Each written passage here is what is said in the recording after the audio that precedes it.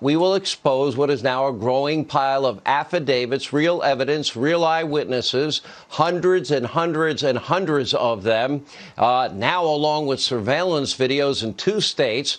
All of this now has casted what is real significant doubt on the integrity of the 2020 election. The brave Americans now coming forward publicly, many of them, as you know, under the penalty of perjury. They deserve to be heard. I thought we called them patriotic and courageous and needed to be believed. Oh, we should believe. What happened to them? Now, tonight, we start in the great state of Georgia, where it appears Governor Brian Kemp may have actually finally taken a baby step in the right direction, while he still has steadfastly refused to call a special legislative session to fix the problems with the 2-tiered signature verification system, the one that, I don't know why the Secretary of State agreed to. The governor's finally asking the Secretary of State to do the right thing and do a full signature audit. Here's what the governor of Georgia told Laura Ingraham last night. Take a look. You know, I called early on for a signature audit. Obviously, the Secretary of State, per the laws and the Constitution, would have to order that. He has not done that. I think it should be done. I think, especially with what we saw today, it raises more questions. There needs to be transparency on that. I would again call for that, and I think in the next 24 hours, hopefully we'll see a lot more from the hearings that the legislature had today, and we'll be able to look and see what the next steps are.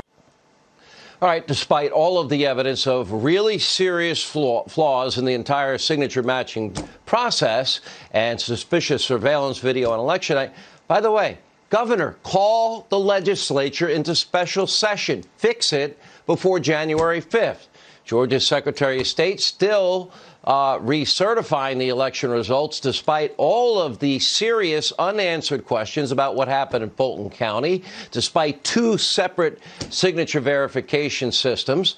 It gets worse because Georgia's election implementation manager, Gabriel Sterling, is, well, just dismissing the explosive new video evidence, trying to claim there was nothing odd at all. Now, about the video that we showed you last night, showing that shortly after, observers, and there are about 100 of them, have all said they were asked to leave the room on election night in Fulton County. Several large, mysterious suitcases believed to be filled with ballots, were told by people there were filled with ballots, rolled out from under a table in the State Farm Arena. And the same election official claims that poll workers weren't sent home at all. That directly contradicts the affidavits under the penalty of perjury and video evidence and reports from election night itself. For example, look at this tweet from ABC News on election night reading, the election department sent the ballot counters at the State Farm Arena in Atlanta home at 10:30 p.m. In response, the chairman of the Georgia Republican Party tweeted out, quote, our Georgia Secretary of State and crack team are busily investigating whether or not Fulton County election officials sent our monitors home on election night, as if the question is actually in dispute. He's right. It is not in dispute.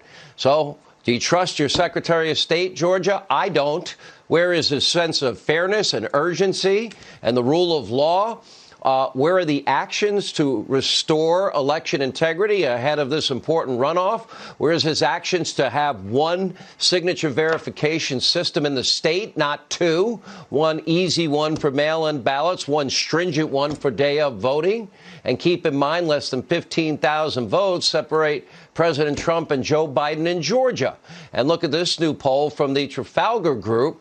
That's Robert Cahaley, friend of this program, finding a majority of voters believe the presidential elections were compromised enough to change the outcome.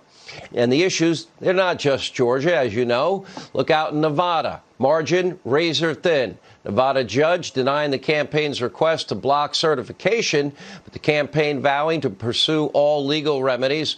We'll have an exclusive reaction tonight from the lead attorney in Nevada straight ahead. Look at your screen. The campaign submitted 20 binders with 8,000 pages of evidence in just in Nevada alone. That's 130,000 illegal ballots that they're saying were cast, including potentially 42,000 people who voted twice, 23,000 that were mailed to out-of-state ineligible voters, 44,000 ballots cast from non-existent or commercial addresses. What are we going to ignore this? 1,500 votes from people who are dead. Here's the Trump lawyer, Jesse Bunnell, yesterday explaining just what is at stake here. Take a look. Every single one of these instances that we've identified has resulted, again, in the votes of honest Nevadans being disenfranchised. But what we can't do is turn a blind eye to voter fraud if we're going to keep being the beacon of representative democracy of the world. When it goes bad, and here it went bad, we can't just turn a blind eye to it. That's not what we do in America. We make it right. We are asking the court to make it right. And the way to do that is to make sure that improperly elected electors don't represent Nevada in the Electoral College. All week on this show, while so many in the mob and the media, most of the mob and the media ignoring, bringing you the evidence, bringing you firsthand accounts from real whistleblowers all over the country telling their stories of suspicious activity that they witnessed during this election. Here's just a small sample. Take a look. I have never seen such poor handling of not only the machinery, but the chain of custody from the very beginning was so flawed. I voted in person. Everything went fine after that. The next day, my mom called the voter center and was told that somebody voted absentee in my name on October 7th. Voters did see the double counting on the jams. I saw that several times. They would take the ballots that were just scanned and just rescan them again. Something profoundly wrong occurred in Wisconsin during the presidential election, and the American people have a right to know about it. We have interviewed most of those people on the show. Truck driver, hundreds of thousands of ballots. He drove from Bethpage, Long Island, into Pennsylvania. The last guy you saw, yeah, he is a Postal Service contractor, and they're being told to back postmark. In other words, lie on the postmark when it's November 4th, say it's November 3rd. Why? Because you'd make illegal ballots legal. And tonight we're bringing you even more stories from very brave whistleblowers like Susie Voiles, a longtime poll worker, says she observed a box of 800 ballots during the Georgia audit that were in pristine condition, calling them starkly different than the rest. And another election worker, Dana Smith, well, she's telling the Georgia legislature that the voting machines were stored in a way that is inconsistent with election law. And she'll be here to explain in just moments. But Democrats and their allies and the media mob, they don't want you to hear about any of this and want to believe that they're lies, that every one of these people under penalty of perjury are lying. There's no evidence whatsoever of illegal election activity, and instead want to focus more on endless investigations, more smears against the president and his family.